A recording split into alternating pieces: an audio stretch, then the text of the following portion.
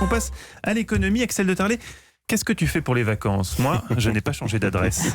Je pense. Bref, les locations de vacances entre particuliers grimpent encore, Axel, plus 15% en 2018 selon une note de l'INSEE. Voilà, note publiée hier. Alors, on parle là de toutes les locations de vacances entre particuliers, que ce soit sur Airbnb, sur Abritel, sur Le Bon Coin.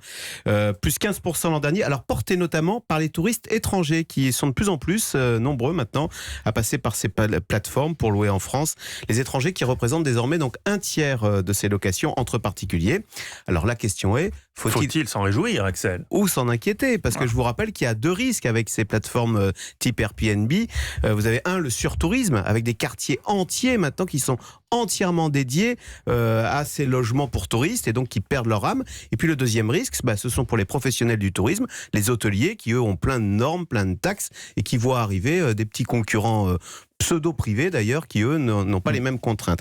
Eh bien cette note de l'INSEE, à ces deux égards, est très rassurante. D'abord, elle montre que c'est un phénomène diffus. En fait, ces locations type Airbnb se font à 83% en dehors de l'Île-de-France, de Paris. Ce qui fait qu'en fait, c'est partout en France. C'est pas concentré uniquement dans les quartiers touristiques des grandes villes.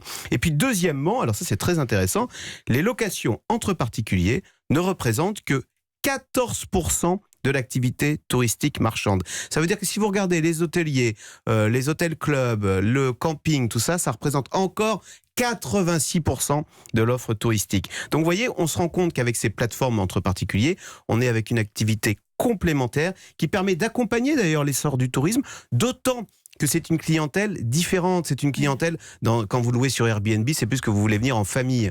En revanche, vous voyez, quand vous allez seul ou en couple, vous irez plus volontiers à l'hôtel et moins, en tous les cas, moins en famille. Donc voilà, c'est rassurant. Ça montre qu'il ne faut pas faire comme à Barcelone, qui a interdit carrément ces plateformes. Ah oui. Ils ont interdit des nouvelles inscriptions. On se rend compte, à la lecture de cette note de l'INSEE, qu'on est là bien face à une activité complémentaire et non pas qui va pas, concurrence frontale.